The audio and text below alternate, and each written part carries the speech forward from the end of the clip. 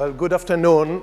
I hope that you already digested the lunch, because I'm not sure it will be easy to swallow this topic, because it involves the very nature of Israel as being Jewish and democratic, and of course the issue of minority rights in a democracy, which is in a very difficult situation in its environment. So I'm going to speak about the Arab minority, meaning that I discuss the status of the Arabs who are citizens of Israel. I'm speaking about 20% of the Israeli society who are voting to the Knesset, being elected to the Knesset. I'm not speaking about East Jerusalem Palestinians who were annexed to Jerusalem and to Israel as residents, not as citizens after 1967, as well not about Judea and Samaria or the West Bank Palestinians and so on. So what are the major questions that I'm going to address today? I would like first to draw to your attention that the case of the Arabs in Israel is not like other cases of minority-majority relations. In many cases of minority-majority relationship, you will find that the minority always fights for better economic rights, social rights, political rights. This is very true also in Israel. But there are three issues that make the Israeli case different. What are they? First of all, the Arabs in Israel are the only minority in the world that at the same time is a minority and a majority.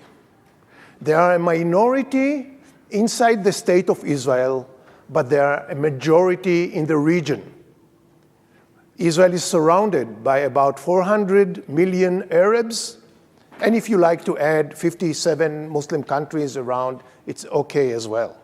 So the Arabs, who are mostly Muslims, they feel that they are not only a vulnerable minority among a majority that can dictate their situation in the state of Israel, but at the same time, they have the courage.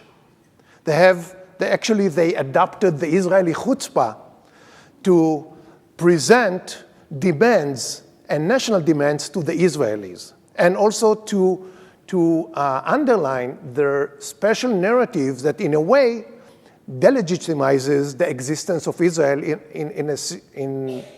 in a way that I will explain later.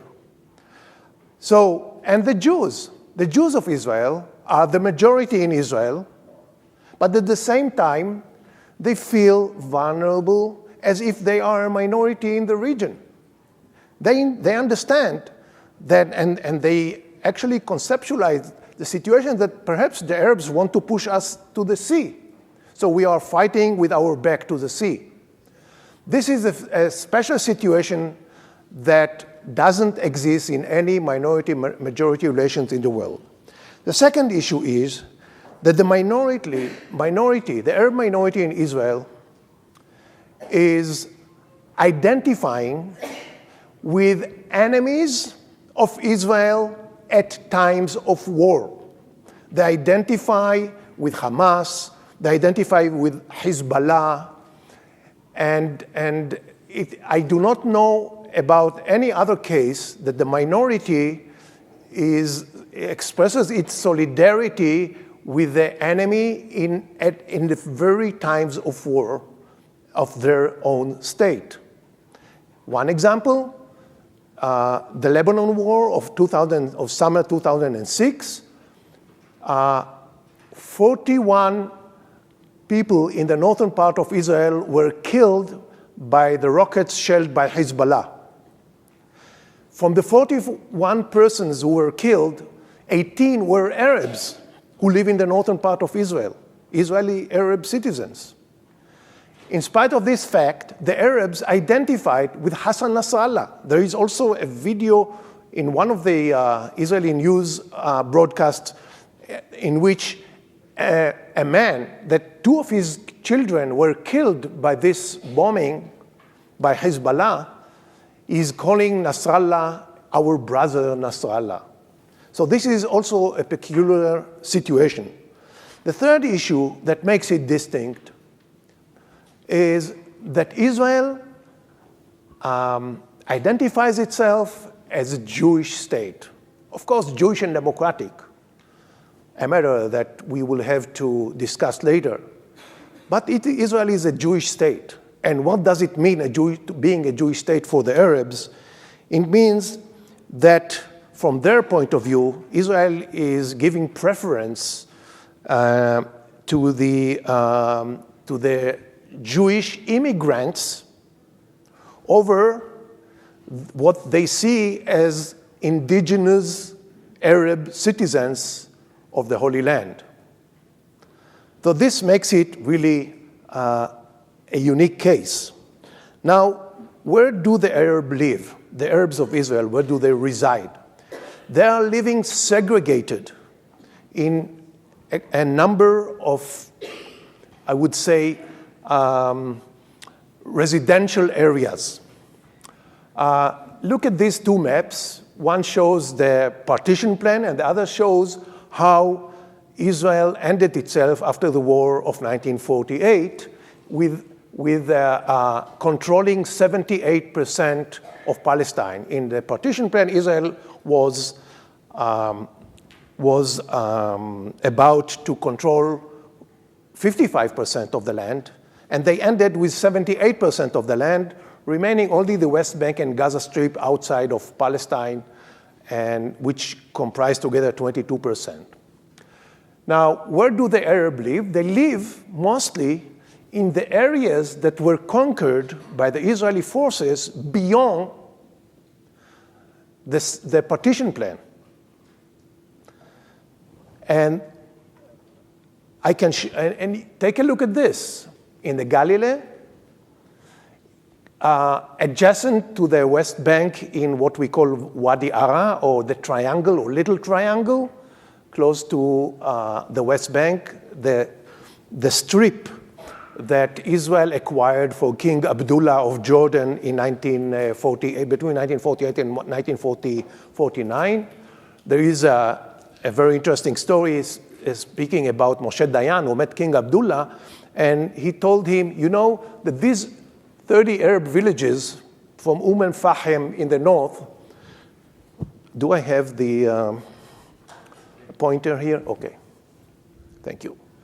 Here, this strip from al-Fahim to Kufr Qasem in the south, about 30 villages, they were not occupied by the Jordanian Arab Legion. They were occupied by the Iraqi forces. So Dayan comes to King Abdullah and says, you know, these are not under your army. Please give it to us because we have to widen the narrow neck that we have between Tulkarem and Netanya. So Israel received it as a gift from King Abdullah, a gift that ex-minister Lieberman wanted to give back to the Arabs because they said, we don't need so many Arabs today. At that time, there were only 30,000 people. Today, there are about 400,000 people, okay? And in the Negev, also adjacent to the southern part of the West Bank, meaning that from an Israeli point of view, the Arabs, after 1948, resided close to the borders, and they could demand separation from Israel to be like, to develop an irredentist trend and to annex themselves to Jordan, to Lebanon, and so on. So you have here the major areas of residence. In the Negev, we have today about 250,000 Bedouins. All of them are Muslims. In the triangle, we have about 400,000 Muslims, exclusively Muslims. And in the Galilee, we have a diverse society of Muslims, Christians, and Druze. Most of the Arabs live in the Galilee, in the lower and upper Galilee and east and west of Nazareth. And we have some Arabs, only about 9% of the Arabs of Israel, who live in 5 major, what we call mixed cities. Today there are more than 5, but they started in 1948 as 5, like Jaffa, Ramla, Lod, Haifa, and Akko. Today, Nazrat Illit, that recently changed its name, you know that Nazrat Illit was built in the 1970s as a reaction to Nazareth, to Natzeret, Tachtit. So there will be a Jewish Nazareth or Natzrat. Intentionally, it was not called Natzeret Illit, but Nazrat Illit. And now they changed the name to Nofa Galil because they would like to have a nicer name, not as a reaction to the Arab settlement of Nazareth. So Nazrat Illit and Carmiel today in the Galilee, in the lower Galilee, are another 2 cities that became mixed cities of about 20% of Arabs residing in this, what was out to be Jewish cities. Next issue, what are the challenges of integrating the Arabs into the state of Israel? And I will speak on each of them separately. I'm just presenting here the list of my following words. First, the major challenge is security. Second, the different historical outlook, the narrative, the issue that makes Jews and Arabs apart, that puts Jews and Arabs apart in how they look their past, their present, and the future. Third, the Jewish nature of the state. Fourth, the process of Palestinization of the Arabs on the one hand versus the process of Israelization of the Arabs on the other hand. They are being torn between the 2 identities that they acquired, being Palestinians from a national point of view and being Israelis from a citizenship or from a civil point of view. Now let me speak about security. Who are those Arabs who remained in Israel in 1948? In 1948, the Arabs in Israel were only a tiny minority of 156,000.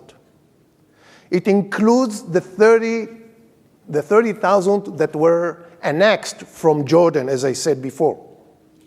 They were 11% of the society at that time of 1947, before the 1 million Jews that Israel absorbed in the early 1950s. The security wasn't a major issue. It is still a major issue in Israel. But at that time of the late 1940s, beginning of and the 1950s, and even the 1960s, the Arabs were perceived, as we say in Hebrew, derech kavenet haroveh, through the lens of the gun. Okay.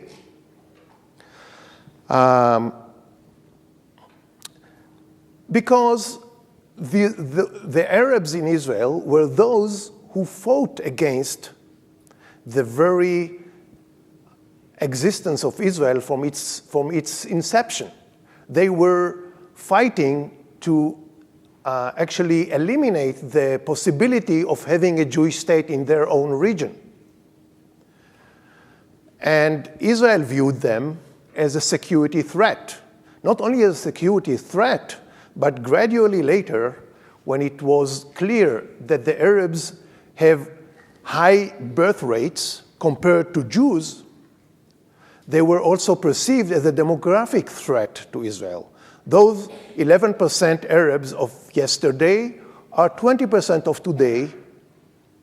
And it was, say, 10 years ago, it was believed that in 2050 there will be a majority in the country. In the meantime, the Arabs adopted modernization and their birth rate decreased to the level of secular Jews.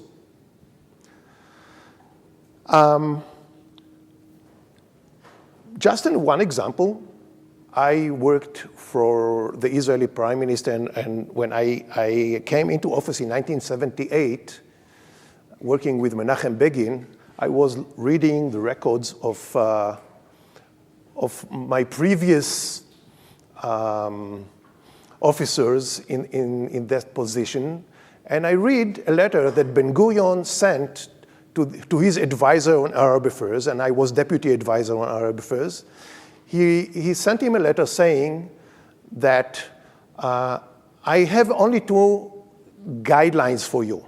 The first one, do not nominate Arabs to sensitive positions like in telephone installations.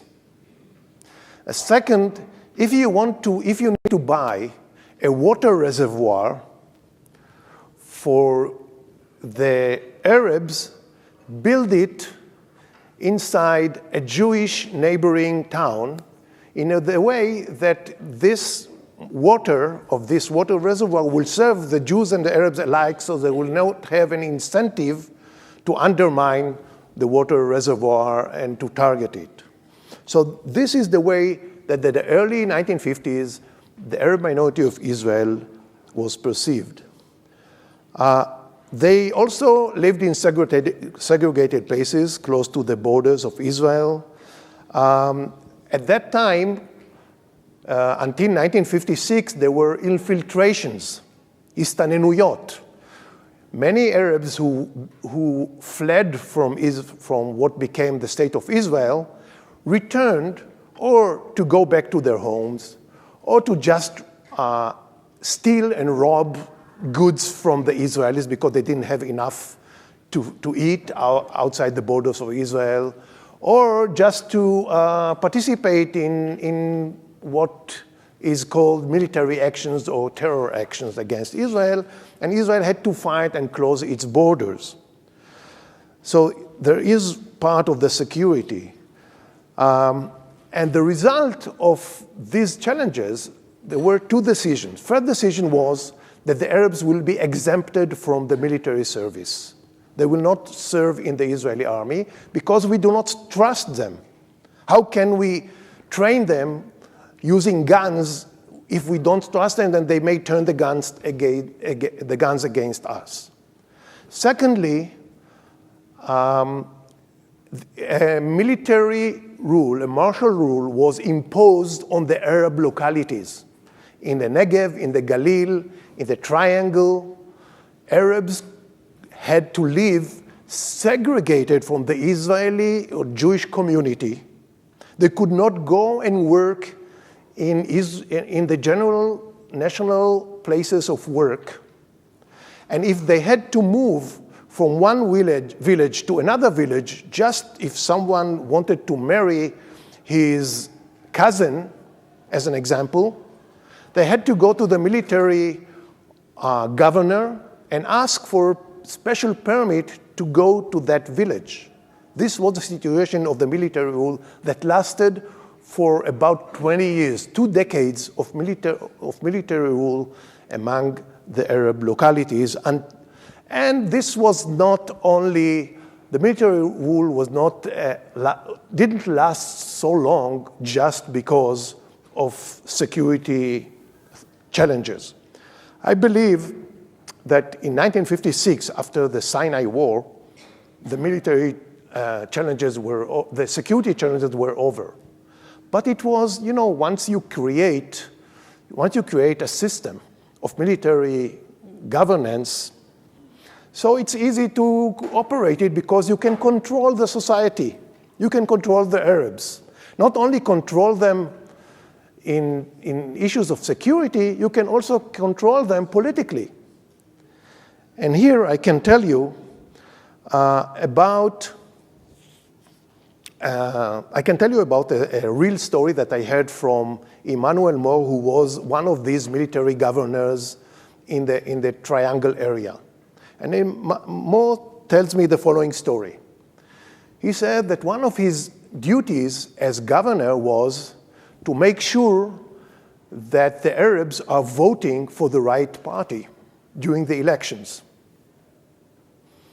So 2 days before one election campaign, he goes to one of the leaders of a village, the Muhtar, the head of the clan, and he tells him, in 2 days we are having elections. You remember that your clan has to vote Yud Aleph. Yud Aleph was the ballot, the letters on the ballot for a party that was a satellite party of Mapai, the ruling party of the hegemonic party in the 1950s and 1960s. And the Muhtar tells him, it's very difficult for me this time to ask my family and my clan to vote for you, because you promised us electricity in our village. Our village is still without power.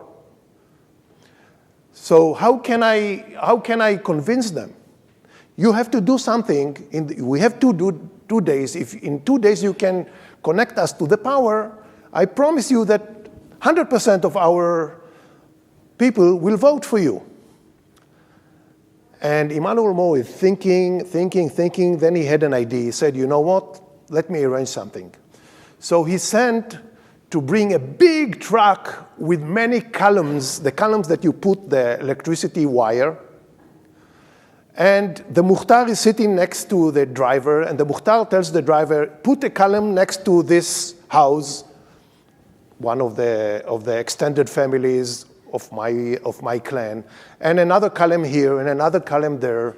And people can see that, well, we are closing to get electricity, to be connected to electricity, so we can vote to Mapai.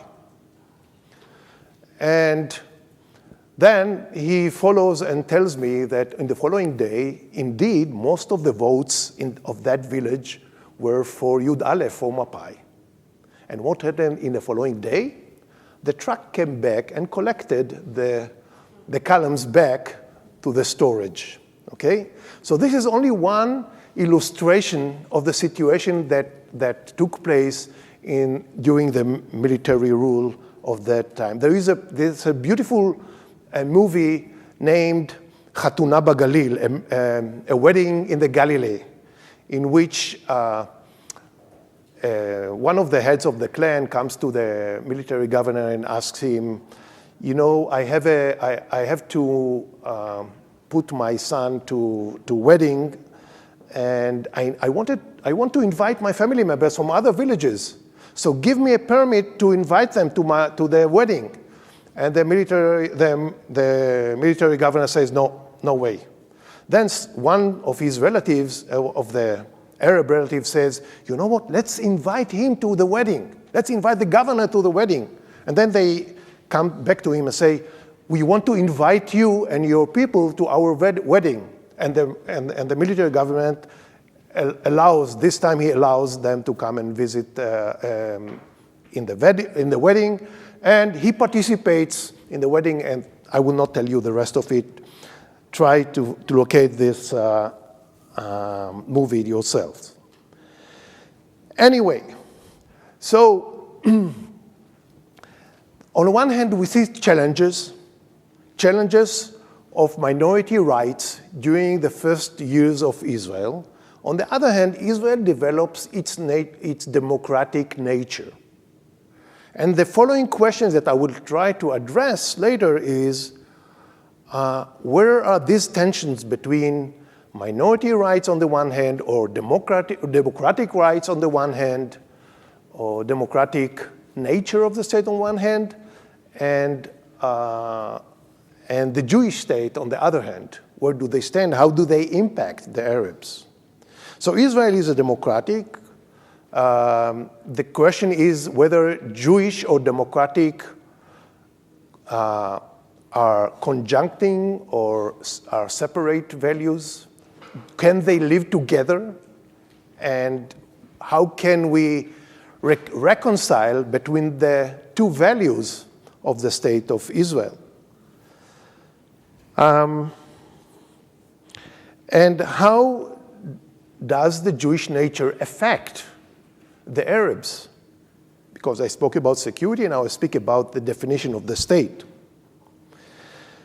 So Israel has many of the democratic features, and it has the right to be a Jewish state because every nation state has a dominant culture. Eli brilliantly showed us the culture of Israel, how it changes through generations. Now, Israel can view itself as a Jewish state, and then there is the debate, what does it mean a Jewish state and how does it impact the rights of the minority as individuals on the one hand and as a collective on the other hand. So the Arabs are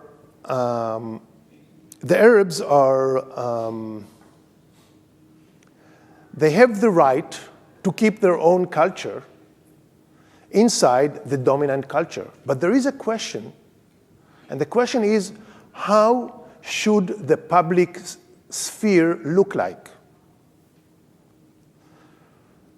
Is the Hebrew culture, should the Hebrew culture dominate or be hegemonic or exclusive? Can the Arab culture be integrated in the public sphere? One example in a moment. One example. In 1992, until 1992, most road signs in Israel were only in two languages, English and Hebrew, or Hebrew and English. The Arabs demanded for years that also Arabic will be included in the road signs. It was not a matter of that they are illiterate in Hebrew. All of them speak Hebrew. All of them read Hebrew. They learn Hebrew in their educational system. It was a matter of collective right. We want to see our language in the public space. And we would like to remind you, Jews, that we exist, that you cannot ignore us, that perhaps once this land was ours and we are still here on this land. So they applied to the court, to the Supreme Court of Israel, and the Supreme Court ordered the Public Works organization, MAATS, they ordered them to add a third language. By the way, what did the ministry answer to the court at that time? They were asked, why don't you include Arabic in the road signs? Arabic is an official language in Israel since the British Mandate. English was also an official language, but English was taken off the three official languages. And what was the response of the ministry? Well, we are sorry, there is not enough room in the sign for three languages. So the Arab representatives in court, they won, and since then we have road signs. That the question is whether, and these questions arise from time to time in every sphere of life. The Arab language was only one of them. You can speak about settlements, whether a new village in Israel could be exclusively Jewish. Could Arabs acquire land and houses in a Jewish newborn village in Israel that was established in order to Judaize the Galilee, as an example, to turn the balance, the demographic balance in the Galilee from predominant Arab to at least 50% of Jews and Arabs in the Galilee, or perhaps to make it more Jewish. And when the question of what is a Jewish state came to the High Court, in many cases, because, as I said in another talk that I had yesterday, The term Jewish and democratic did not appear in the Book of Laws of Israel until 1985. There was no definition. Israel was never officially defined as Jewish and democratic. You can read in the Proclamation of Independence, yes, Israel is a state for the Jewish people, but the word democratic is never said deliberately there. Sorry, I forgot your question, and I will ask it in a moment, okay? Okay, later, thank you. So when cases were brought to the court, and the High Court should evaluate and balance between different values, Aaron Barak found himself a pioneer in deciding the definition of what does it mean a Jewish state. And look at this definition. The definition is a minimal definition. The right of every Jew to immigrate to Israel, in which Jews would consist a majority, meaning demographic majority to the Jews. Without demographic majority to the Jews, there is no Jewish state. So the law of return is at stake here. He justifies the law of return. 2, Hebrew is the state's central official language, meaning that the dominating culture, dominating culture should be the Hebrew culture. The main holidays and symbols will reflect the national revival of the Jewish people. Again, part of the culture. And the Jewish heritage is the leading component, not the sole component.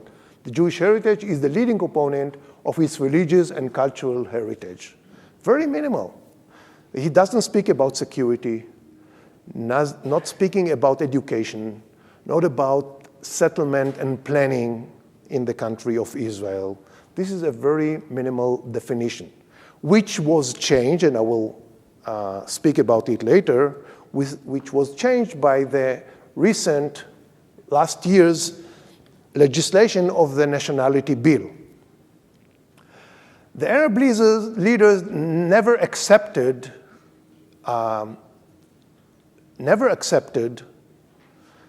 Israel as a Jewish state. They would like to see it as something different. What would they like to see it? I will show you now in a short video that Chaim Yavin videotaped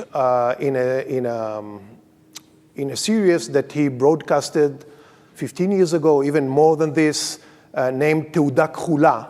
Teuda Kchula, like the ID card, the blue ID card of Israel that includes both Arabs and Jews. And let me move to this for a moment.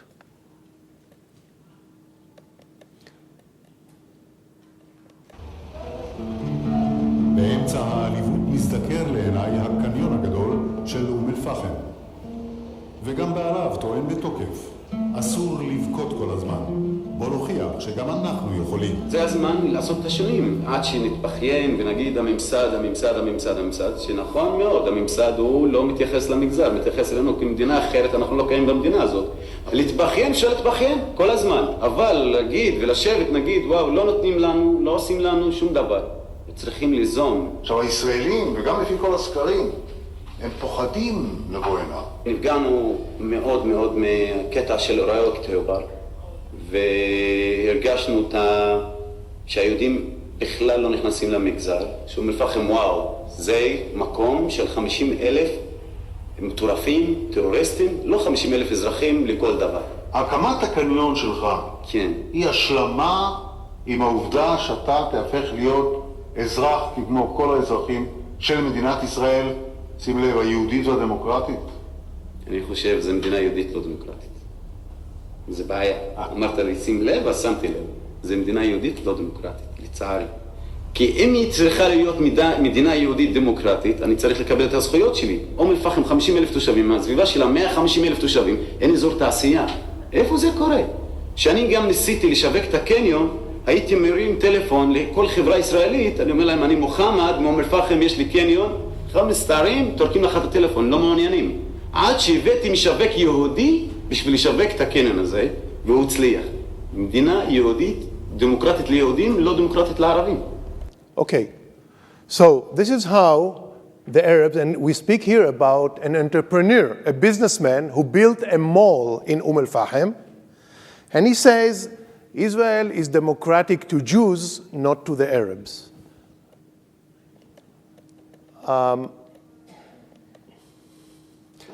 Now, this is one part of the picture. The other part, which makes it more complex, is that the Arabs actually, they benefit in the state of Israel, and they also appreciate it. They have many advantages in the state. They have cultural rights because in Arab localities, they are using Arabic. They can define the culture they are using in their schools and so on.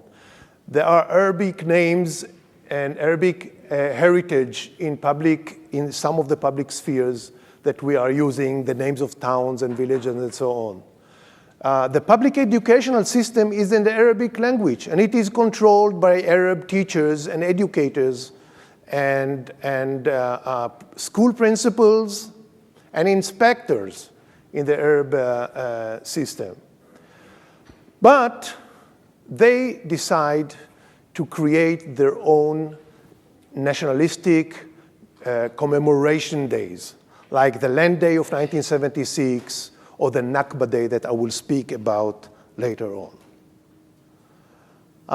There are also, on the other hand, discriminatory practices. We heard a little bit from this businessman in Al-Fahim. There are many other encounters of discrimination in Israel. Some of them are justified, others are not justified, like the issue of the lands of the Bedouins in the Negev, which is an unsolved controversy between the state that functions according to the Ottoman law and the British law and the Israeli law, which adopted the two of these codes into its law, on the one hand.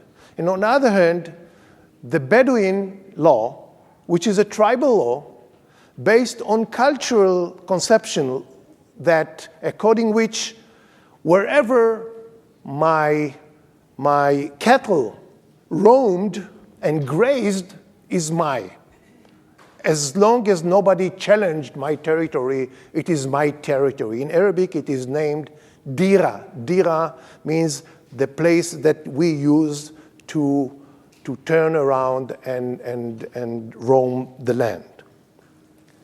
As an example, al-Hiran recently, there was an illegal village of the Arabs spread in the Negev named Hiran.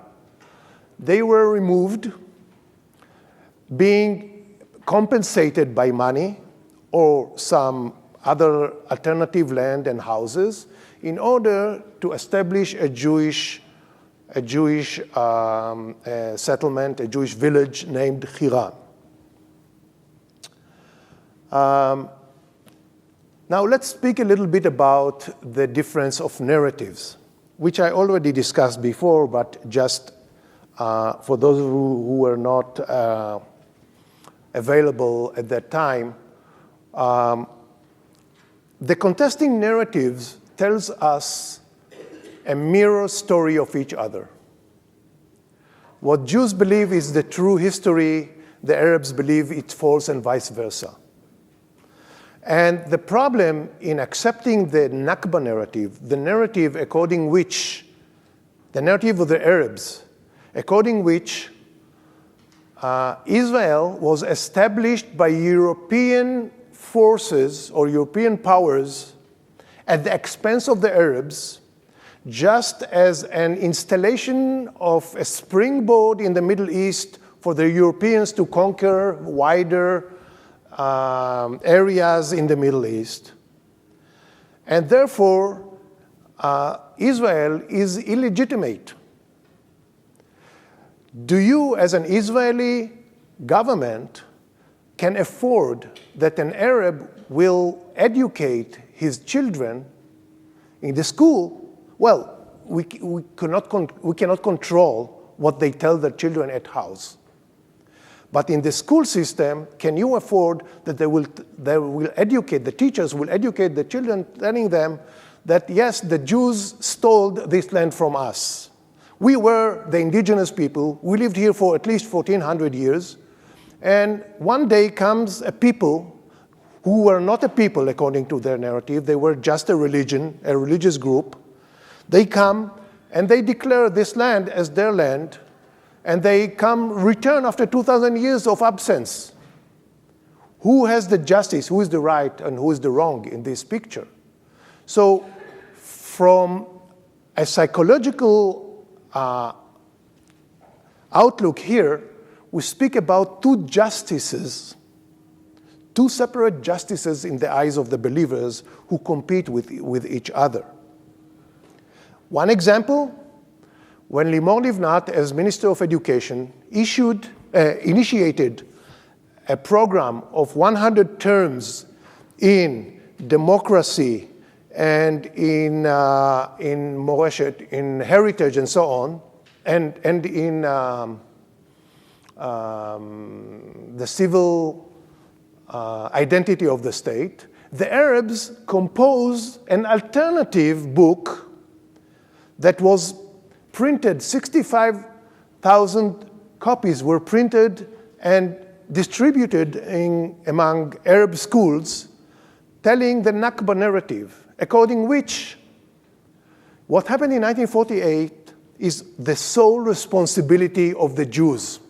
It's not the Arabs who denied and rejected the partition plan. It's not the Arabs that 5 Arab armies invaded what was supposed to be the Jewish state, according to the partition plan. It is the Jews who caused a catastrophe to the Arabs, the Nakba, a catastrophe that happened to them, and most of their people became refugees in the aftermath of the war, and the Israelis are the sole responsibility. Not only this, they speak about atrocities that the Israeli army caused to the Palestinian Arabs, and in one case they even mention 70 cases of massacres that the Israelis or the Jews conducted in Arab localities, which we know they are faked, but this is the narrative that they tell themselves. And here you have the complexity of this situation. Another issue. Since 1967, and I agree with Ken Stein, who presented what happened in 1967 here in this hall. In 1967, actually, the Palestinian state was born. Because until 1967, the Palestinians were or under Jordan or under Egypt. And Jordan did not allow them to use the word kiyan, kiyan meaning entity, Palestinian entity, they were not allowed to use.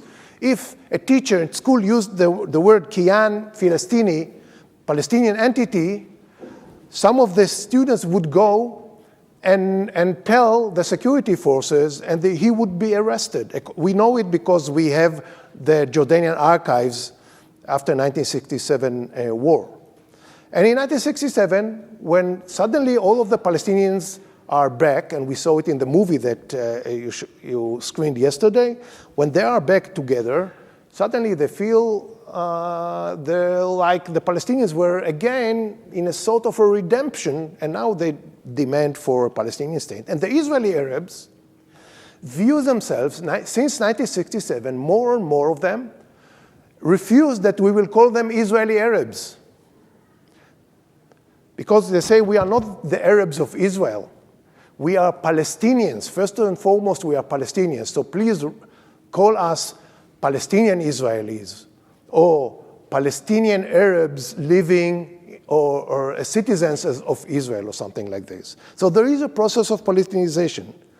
On the other hand, there is a process of Israelization. Most of them are bilingual, bicultural. They work in Israeli workplaces. They are educated in Israeli institutions.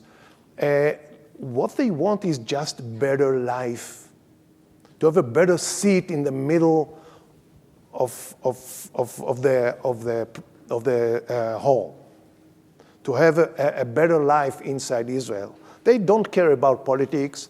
They don't care about the Palestinian issue. Yes, they want a Palestinian state to be established as an independent state, that there will not be torn, but not be in a situation between the hammer and the anvil forever. They want the conflict to be over, that they will not be suspected as having dual loyalty. But it is not their major issues.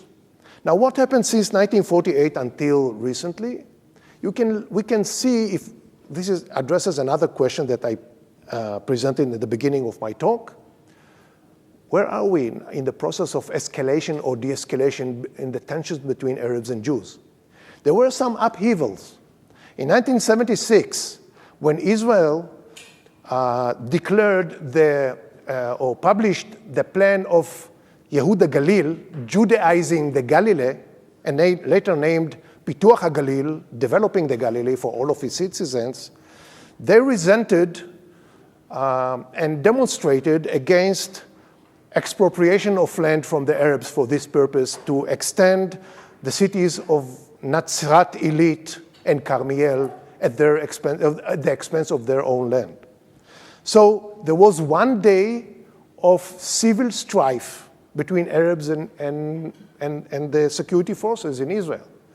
Another case of civil strife lasted 10 days in the beginning of October 2000, with the beginning of the Second Intifada, after Ariel Sharon visited demonstratively the Temple Mount. But there were also periods of peaceful situation and cohabitation and coexistence. The period of Rabin government between 1992 and 1996 is named by the Arab leaders themselves as the golden age of the Arabs in Israel, because they had an Arab bloc in the Knesset, after Shas divorced the coalition of Rabin, he had to be dependent on 5 Arab Knesset members who supported him from outside of the government. And they had a political power. For the first time in Israel's history, the Arabs had a real political power. Something that, by the way, not Benny Gantz and not Benjamin Netanyahu are willing to give to the Arabs today. And it was very clear in the last elections. So at that time, the status was different. And Israel, for the first time, gave them so many benefits that they never expected. Such an example. There was a discrimination in allocation of money for children from the Social Security, from Bituach Leumi. It was nulled in 1994. The first Arab ambassador within the civil service was nominated in that period. Arabs were integrated in the diplomatic corps. Arab localities were included in national areas of preference, paying less income taxes and so on, because they reside close to the borders and so on. And there are so many issues that were changed during this period. So there were some ups and downs during the 71 years of Israel's existence. And what causes these ups and downs? A lot of it depends on the Israeli policy. When I was working as deputy advisor of Prime Minister, of 3 Israeli prime ministers, I was in close relationship with the Shabak, with the security agency. And their policy was, we have to control the flames of the conflict. We have to give them, otherwise it will explode in our face. So under this understanding, I used to go to ministers in the government and tell them, you have to do this and that, because it is not only our policy, it's also the policy of the security forces. And we managed. And whenever Israel tried to speak to the Arabs, to negotiate with them, to not to offend them with new laws that sometimes really enrage them, the relationship was peaceful and coexistence prevails. Finally, speaking about Palestinization, you see here the Arab leadership sitting with Yasser Arafat in the like 10, 15 years ago, 15 years ago, not 10, more than 15 years, like 16, 17 years ago in Ramallah. And I would like to conclude with what I see as a difference between the Arab leadership and the vast population. There is a gap between the leadership and the general public of the Arabs. And the manifestos published in 2006 and 2007 exemplify it. The Arabs published 4 manifestos. The major one, the first one of them was Hachazon Ha'atidi, the future vision of the Arabs, published by the head of the Arab municipal localities. It's a document written by 37 academics and public activities or political activities of the Arabs that enraged many Israelis when it was published. The manifestos, first of all, stressed the Arab narrative, according which Israel is a colonial project. And they spoke about what they see as a fact that since the inception of Israel, Israel continues colonialism, what they call by internal colonialism inside Israel. Then they defined Israel not as a democratic state, but as an ethnocracy, undemocratic ethnocracy, and they had demands. The demand was, if I can in one word or one phrase describe it, is to turn Israel from a Jewish and democratic state into a binational state. They called it in different names. They called it bilingual, bicultural. They named it constitutional democracy, and so on. But this was the meaning, to give them a veto power on decisions in the Knesset. Also, they demanded the return of expropriated lands from the 1950s and 1960s, the repatriation of Arab displaced people from 50 villages in 1948 into their homes and villages, and so on and so forth.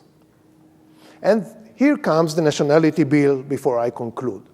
Nationality bill that was published a year ago, more than a year ago, again offended the Arabs. And not only the Arabs, it offended the Druze community. The 10% of the minorities who are Druze and serve in the Israeli army. They said if Israel declares that only the Jews have the right, only the Jews have national rights, and we are not included in this national project, and we serve in the army, where are we? They organized the first demonstration against the nationality bill, which the Likud, as you can see in this picture, I believe you recognize Oren Chazan with the one who made the selfie picture with Donald Trump when he visited Israel, took this selfie picture in the Knesset just when the nationality bill was approved to show how they are proud of this legislation, which was strongly criticized. In conclusion, what did we see here regarding the Jewish-Arab relation, the status of the Arab minority. First of all, that Jewish-Arab relations are driven by a number of factors. One of them is the security issue. Second is the historical outlook or the historical narratives. Third, the fact that Israel is defined as Jewish and democratic. And fourth, that the broader conflict between Israel and the Palestinians is impacting the internal tension between Jews and Arabs. What happens in the West Bank and Gaza is like a sound box of what happens between Jews and Arabs inside Israel, because Jews not always can make the distinction between terrorists, Palestinian terrorists, or good Arabs who just want to be better integrated in the Israeli society. Now the question is, what could improve the integration of the Arabs in the Israeli system? Here, I would like to recommend for whoever is interested on a document that I was initiating a brainstorming, a task force of 10 Israeli academics, and the document is named Towards Inclusive Israeli Citizenship. Towards Inclusive Israeli Citizenship. If you Google these words, you'll find the document. What can improve? First of all, if you achieve peace with the Palestinians, something that doesn't look so close these days, even though that today we have the Bahrain meeting, will help, of course. An Israeli policy advancing equality for the Arabs and bridging the gaps between Jews and Arabs inside Israel, removing discriminatory policies, and also what is also important, and I didn't discuss it till now, is the sense of belonging. Many Arabs do not have the sense of belonging to Israel. That's why they are torn between the two identities of being Palestinian and Israelis. They do not have the sense of belonging. And when do you see it? When they go to the airport. When they come to the Ben Gurion airport, they are automatically profiled as a threat, and the security forces are double-checking them, and they feel as second-degree citizens in the state of Israel. You know, I remember that once Shaul Mofaz, who was the chief of staff of the Israeli army, came to visit America, and he was profiled by the American forces. You know how it, I don't know if you went through this, but I remember that I was coming to JFK once, and the immigration security tells me, "Sir, you were selected, please follow me." And you go, and they check you here and there, you know. And it happens to every Arab. And I will conclude with one story that happened to me when back in 1990, in the year 1990. I went with a Jewish Arab group of mayors and politicians to Germany. It was headed by an ex-minister of Israel at that time. And we went and we met a minister of, I don't remember, minister of, one of the ministers in the German cabinet. And we were both Jews and Arabs. And when we meet this minister, one of the people who accompanied us, who escorted us, volunteered to ask a question.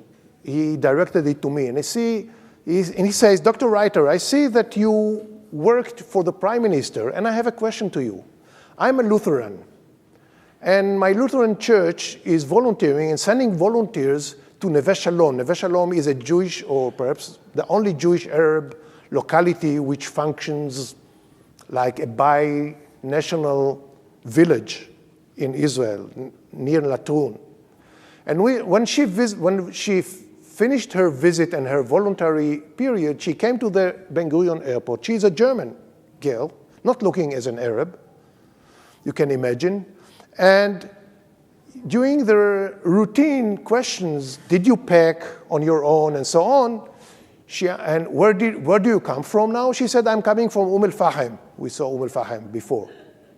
You're coming from Al-Fahim, please follow me.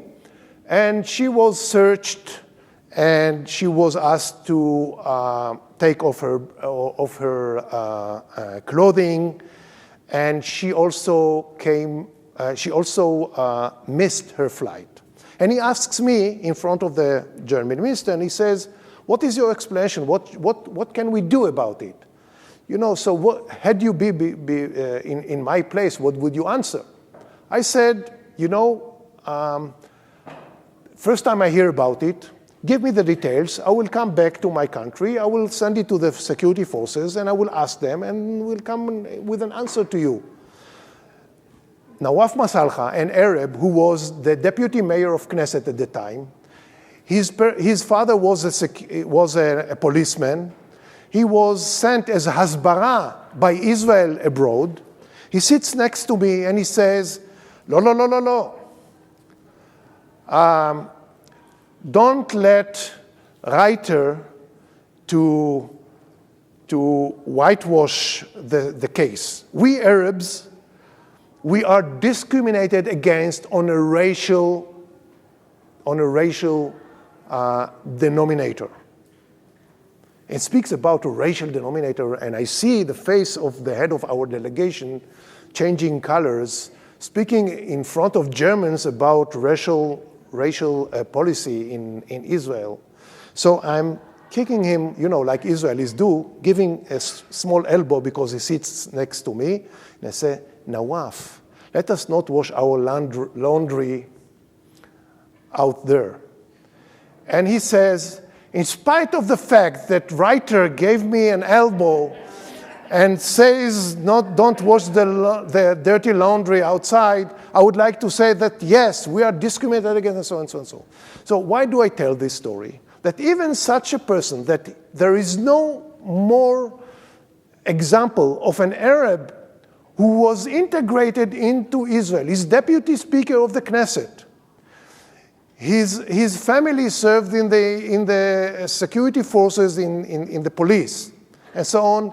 Even he didn't have the sense of belonging.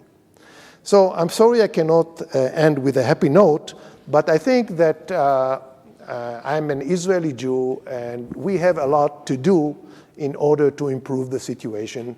And what I wanted to explain to you, that the situation is really complex. What we do with our students, we don't tell them that this side or that side is right or wrong. We explain to them the views and explain to them the complexity. Life is complex, what to do. Thank you.